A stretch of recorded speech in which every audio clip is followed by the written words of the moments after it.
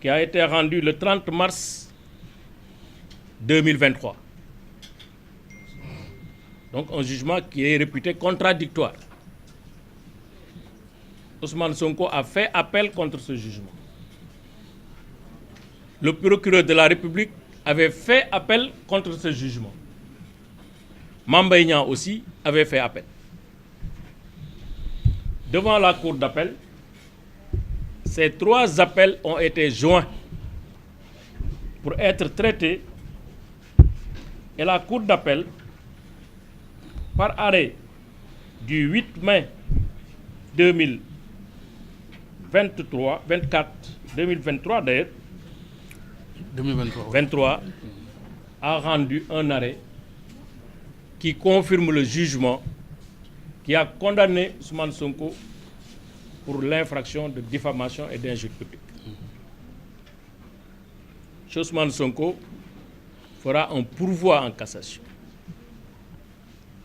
Ce pourvoi a été rejeté par un arrêt de la Cour suprême du 4 janvier 2024. Déjà, le pourvoi est une voie de recours extraordinaire. Le pourvoi n'est pas ouvert à tout vent, à n'importe qui et dans n'importe quelle circonstance. Parce qu'on estime que le jugement, c'est la première instance et l'appel. C'est là où on juge les faits. Donc les faits ont été jugés à 2 reprises par le tribunal correctionnel de Dakar, mais aussi par la Cour d'appel de Dakar. La Cour suprême n'examine que les motifs de droit qui doivent permettre la cassation d'une décision qu'on considère n'étant pas conforme à la loi. Mais on n'examine pas les faits. N'empêche, il a fait un pourvoi en cassation. Le pourvoi a été rejeté par la Cour suprême. Il ne va pas attendre longtemps pour engager une procédure de rabat d'arrêt. Cette procédure de rabat d'arrêt a été jugée le 1er juillet 2025. En principe, sur la base de ces procédures déjà traitées, tranchées, jugées, la vérité était déjà dite. Malheureusement, on pensait pouvoir avoir affaire avec des citoyens respectueux de la justice, respectueux des décisions de justice. Mais hélas, c'était sans compter avec une certaine forme de témérité. Promu Premier ministre du Sénégal, à la faveur d'un remaniement ministériel ayant mis Mme Yacine Fall au ministère de la Justice, eh bien, le Premier ministre Ousmane Sonko, partie intéressée au procès, va abuser de sa position pour instruire Mme le ministre Yacine Fall d'engager une procédure de révision de procès qui est une procédure exceptionnelle, très rare pour ne pas dire inédite, parce que dans l'histoire politique du Sénégal, ou en tout cas l'histoire judiciaire, on peut compter sur le bout des doigts le nombre de procédures en révision, tellement la loi est extrêmement sévère dans le tamisage de cette action. N'empêche, comme il est le Premier ministre tout-puissant, il a fait nommer une dame au ministère de la Justice, qui est par ailleurs un allié politique. Cette dame-là a été instruite d'engager une procédure en révision. Qu'est-ce qu'elle fait? Séance tenante. Sans management, elle a initié par un arrêté, son arrêté, la mise en place d'une commission chargée de voir si oui ou non on peut donner un avis favorable, parce que pour la procédure de révision, en ce qui concerne ce dossier précisément, il faut avoir un avis de la commission. Et l'avis doit être motivé. Donc elle met en place une commission composée de 12 personnes, et parmi lesquelles, 13 personnes, parmi lesquelles les 12 sont des directeurs centraux.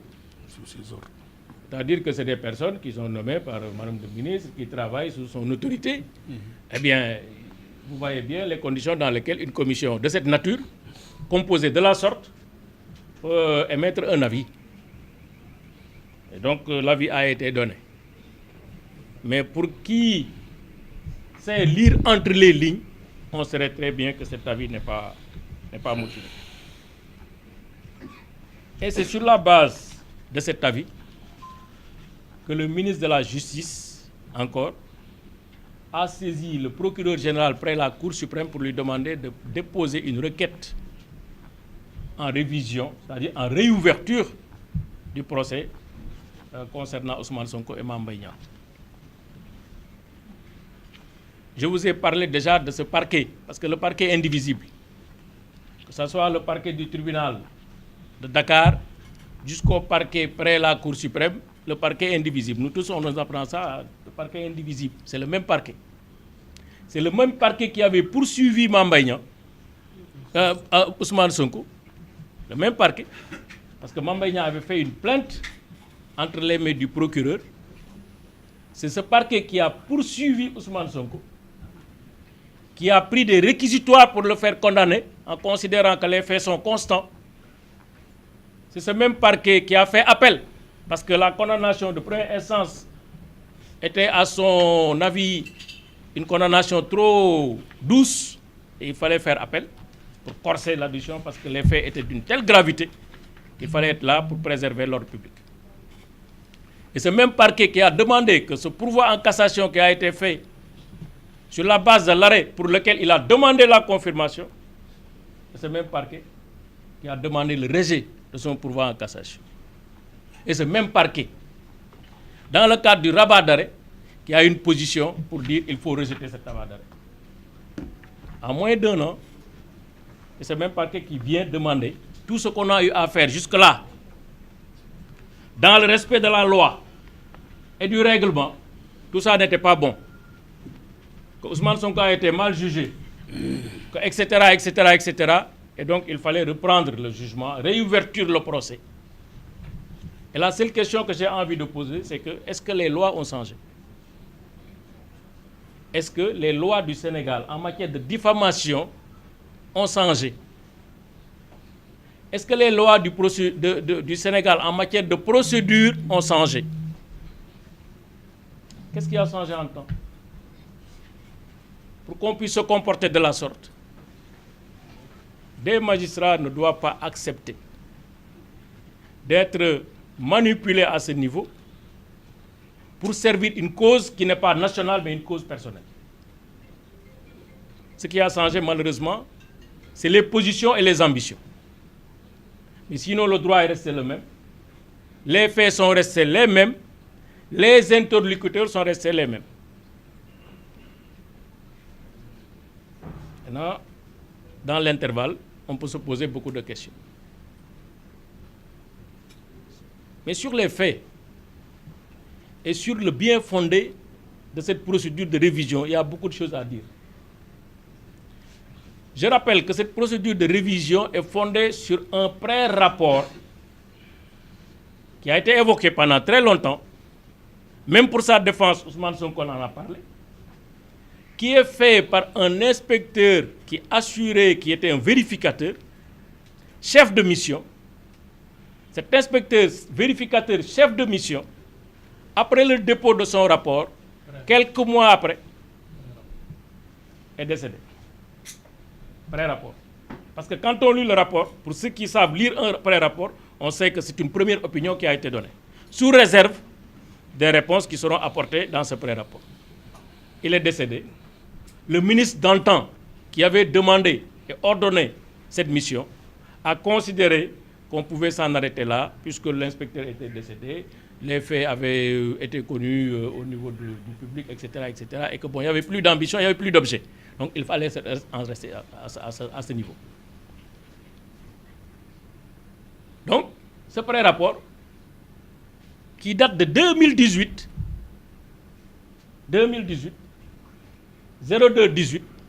fait par un vérificateur qui est décédé. 2019, 2020, c'est pas validé. 2021, c'est pas validé. 2022, c'est pas validé. 2023, c'est pas validé. Entre-temps, Il y a eu au moins 3 ministres qui ont fait successivement, qui se sont remplacés au niveau du ministère des Finances et du Budget. 3. Au niveau de l'IGF, au moins il y a eu 2 coordonnateurs qui sont partis. 2 qui sont partis à la retraite. Entre 2018 et 2023. Mais comment un rapport, pré-rapport, qui a été fait dans ces circonstances, peut être validé 6 ans après par un ministre qui vient d'être nommé? Comment on peut appeler cet acte-là, nous les juristes, si ce n'est pas un faux? C'est-à-dire on donne une portée à un document que ce document ne peut pas avoir, donc qui est factice. Mais juste ce document doit servir, la portée unique de ce document, de ce rapport administratif ou pré-rapport administratif, c'est pour tromper la vigilance de la Cour suprême. C'est ce qui a été considéré comme du faux usage de faux. Mes confrères vont revenir là-dessus parce qu'un traitement approprié a été réservé à ce cas d'espèce. Parce qu'on n'a pas élu des gens, on ne les a pas menés dans des positions de cette nature gouvernementale pour que simplement ils se servent de leur position pour une cause précise. Ce gouvernement-là n'est pas le gouvernement Pastef, ce n'est pas le gouvernement du président Bassirou Diomaye, ce n'est pas le gouvernement d'Ousmane Sonko, c'est le gouvernement du Sénégal qui doit poser des actes, engager des actions au nom et pour le compte du peuple et dans le cadre de l'intérêt général. Mais ce qui est fait ici, c'est pour gérer un intérêt particulier, un intérêt personnel. Mieux, ce rapport est faux. Les constatations qui sont dans ce rapport sont fausses. Parce qu'on prête à Mame Mbaye Niang d'avoir signé ou en tout cas donné un ordre de service pour un contrat qui n'était pas encore signé. Ce qui est faux. On a les documents qui ont été déposés au niveau de la Cour suprême ce matin pour montrer que ce qui est raconté dans ce pré-rapport administratif est totalement faux et aberrant. Totalement. Donc, or, pour faire la procédure de révision, il faut au moins 2 conditions.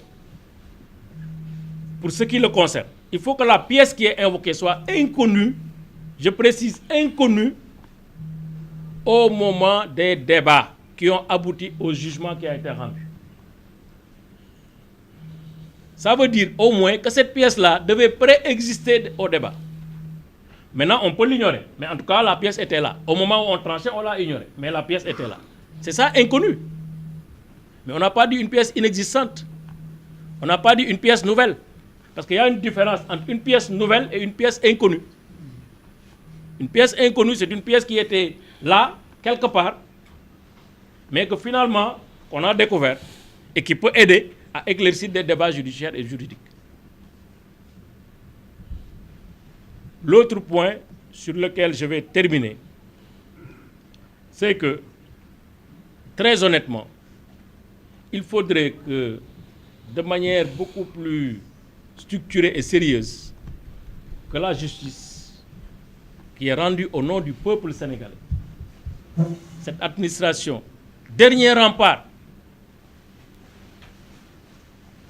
n'accepte pas de se faire manipuler pour servir une cause personnelle, de se faire humilier, piétiner, parce que simplement il y a le prince qui veut quelque chose. Il ne faut pas l'accepter. Et malheureusement, j'ai l'impression qu'en tout cas au niveau administratif, tout a été fait pour concourir à l'ouverture d'un procès. Deuxièmement, même ce rapport n'est pas opposable à Mame Mbaye Niang. Parce que pour qu'un rapport puisse être opposable à quelqu'un, mais il faudrait qu'il participe à l'établissement et à la rédaction de ce rapport. Qu'on puisse lui dire, voilà ce qu'on vous reproche, voilà ce que vous avez fait, et qu'on puisse lui donner l'opportunité de se défendre. Le droit de la défense est sacré, est constitutionnellement consacré. Donc déjà, ne serait-ce que sur ce point, même s'il y avait un procès, ce rapport-là ne pouvait pas être opposé à Mame Mbaye Niang. En plus, on est dans le cadre d'une infraction spéciale, ce qu'on appelle la diffamation. Nos confrères aussi vont revenir sur cette infraction pour montrer que pour cette infraction, il y a un délai probatoire. Il y a un délai pour donner ses preuves. À l'expiration de ce délai, la loi dit vous êtes déçus. Vous ne pouvez plus prouver quelque chose. Des magistrats, donc, sur la foi de leur serment, de manière contradictoire, ont entendu les parties, ont pris les moyens, examiné, analysé et ont rendu des décisions. Il n'y a pas de pièce inconnue. Il y a une pièce fabriquée pour les besoins de la cause. Fabriquée pour les besoins de la cause. Une pièce qui est revêtue du sceau du secret. Secret. Lettre du ministre secret. Pré-rapport secret. On le met dans une procédure. Sans lever le secret. C'est grave ce qui arrive au Sénégal. Ce qui arrive à notre administration. Parce que tout est désacralisé. C'est pourquoi moi je suis d'avis. Effectivement, il y avait une gêne, hein, parce que c'est le ministre qui fait, mais c'est des avocats qui sont sortis pour vendre le truc et faire passer la pilule. Mais ça ne passera pas. Parce que c'est trop gros. C'est immonde. Ce n'est pas acceptable dans une république où les gens acceptent les institutions. Et ça met en danger non seulement la stabilité juridique et judiciaire, de la vérité judiciaire, mais ça met en danger la sécurité juridique, érigée en principe constitutionnel par le Conseil constitutionnel. C'est-à-dire, demain, tout le monde peut remettre en cause une décision. Il suffit juste d'être dans des positions ou dans des postures pour pouvoir le faire. Donc, avoir un appareil pour manipuler la justice. C'est honteux pour des gouvernants, mais malheureusement, nous en sommes arrivés à cette situation.